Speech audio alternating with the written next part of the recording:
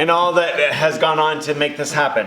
Rero ndaryohe cyane shaka nshimire abigisha bigishije uno mugwi and those who had the vision to start this project. kandi no gushimira abagize iyerekwa rya kino gikorwa. I know that God's going to bless it and allow it to multiply. Ndabizi ko Imana igiye kubahezagira no kubagwiza.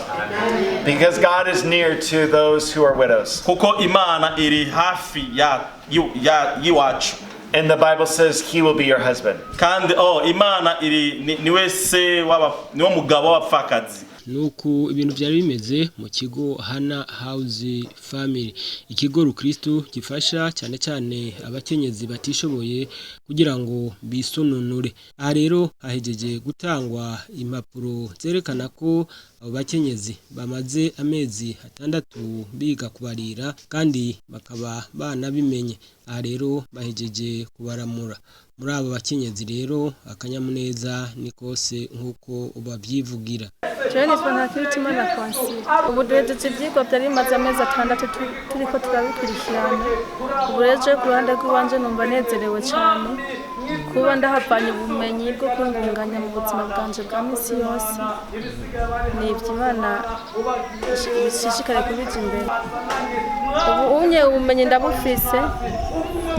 Ibisigaye nuko Imana mushobora byose yomfasha ikampa imashini kugira ngo bikunde ubumenyi mvanye muri kino kigo Hana House ntibuzomfe kuko nzose ndabubandanya mugenzi wafise imashini. Amazina yanje nitwa Uwimana Kashere. Bino vyigwa navyize igihe cy'amezi 6. Genda shobora gushona amariba y'aba mama, amajipo, amabutura y'abana n'amashati. None ubu murahejeje bino vyigwa, ubu ugiye kubandanya gute wiyumvira? Imana mushobora byose niyo yadushoboza tukaronka amafaranga tukagura akamashini tuje tubandanya igikorwa nyene cyo kubarira. Bikunze nogira tereye iwanje kugira ngo ndabe ko no kwiyungunganya mu buzima. Nitwa Ndayisenga Solange. Yego Solange, uhejeje kuronka urupapuro wemeza kuzi kubarira, wumva umerewe gute? Numva ngehewe cyane, Imana yo mwijuru yarafashije irampa kumenyana n'iki kigo, ndabishima Imana gose. Iki kigo cya Hana House badutoye iyo turi kugira dushobore gushika hano twige kubarira hama natwe mu buzima tuzingunganye turabe ko dushobora gushika ku ntambwe natwe yo gufasha umuryango no kugira icyo twifashije no kugira icyo twimariye natwe. None ubu uvuye ngaha ubwo ugiye kugira iki ko uhejeje ivyigwa? Usanzwe n'Imana yabikunda tukaronka imashine kuko urabona turahejeje ntiturageranya uburyo ngo twigurire natwe ikoresha twaronka imashine. Imana mushobora byose ntiyabikunda tuzoca tuja ahantu muri atelier dukore dushone hama twiteze imbere. Turamutse tugaragaza akanyamuneza mu gushima byimva mutima abarongoye ishirahamwe Hana House mu Burundi ko biyumviye gutanguza umugambi mukenyezi haguruka mu kuturosa ubumenyi muri uyu mwuga wo kubarira. Turashimiye cyane byimva mutima, Imana ibahezagira kandi ntimugarukirize kuri twebwe gusa, mubandanye gushigikira umukenyezi. Banyakubahwa mwese mukoraniye hano, turabasaba ko mwodushigikira muri uyu mwuga tugiye gutangura mu kwiyungunganya mu guturosa ibikoresho byo gukoresha. Turakeneye imashini n'ibindi bikoresho bijyana.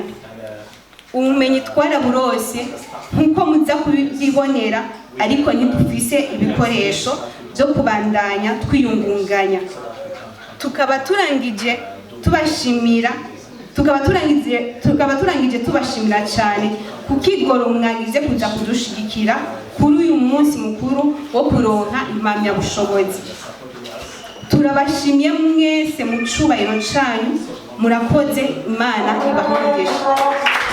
userukira ico kigo Hana House Family imbere y'amategeko nawe nyene aragaragaza umunezero kandi akavuga ko bazoguma ku kivi kugira ngo baramure abakenyezi benshi cyane mu ntumbero yuko nabo boshobora kwiteza imbere. Nawe ubusanzwe afasha iryo shirahamwe nawe nyene yashikirije umunezero afise bahejeje kubona abakenyezi bangana ukuraho baronse impapuro zemeza ko bize kandi bakamenya umwuga wo kubarira. Sanzwe nitwa Nsabimana Jean Bosco, abandi umuyobozi cyangwa umuntu yiyumviriye irishira hamwe Hana House Family. Rero uyu munsi uri hejuru dusanzwe dufite akanyamuneza ko gutanga aya masertifika kuri abakenyezi bashika 20 bari batanguye ibi vyigwa bijanye no gushona. Rero turashimiye Imana kandi turanezerewe kubona uyu munsi inyuma y'amezi 6 abadamu bariko bariga bashoboye kurangiza. Ibyo navyo tubishimiye Imana kandi by'ukuri bakabarangije amahoro. Rero tubasabiye umugisha aho bagiye kubandanya ibikorwa byabo bya misi yose. Batangwa ari abadamu 20 bahejeje ari 16 kubera ko umwe yari yitavye Imana, batatu baravuyemwo kubera ko bari baremerewe. Igihe bashobora gukora gushonera impuzu abantu mwabonye ko kabisa babikorana umwete n'ubwira ibintu basanzwe babishoboye. Ibi bikorwa ubwa mbere twabitanguye twenyene natwe tuvyiyumviriye, ariko uyu munsi dushima Imana ku bwa Joy na Pastor Daniel. Murababona ubu rero baremera ko bashobora kudushigikira. Tushima Imana rero kuri iyo ngingo bafashe yo kubana natwe muri ibyo bikorwa. Indoto yacu no kwigisha umukenyezi wese atagira icakora kugira ashobore kuronka icakora.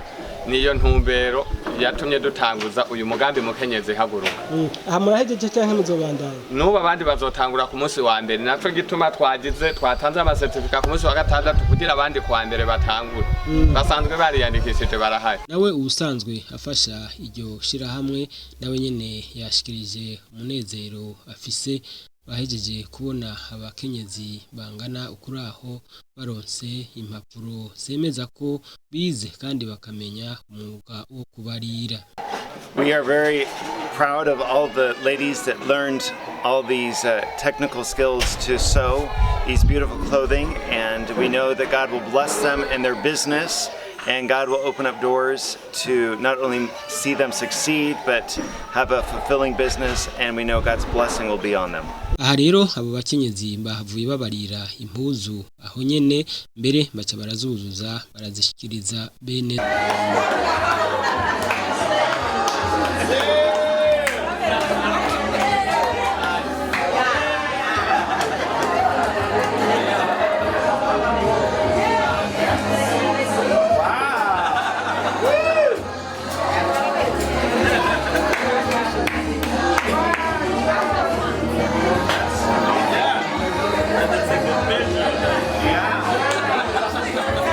Aha rero ibirori biheze bahavuye bivuna akanyota mbere bakoresheje imitobe ihingurirwa muri ico kigo nyene.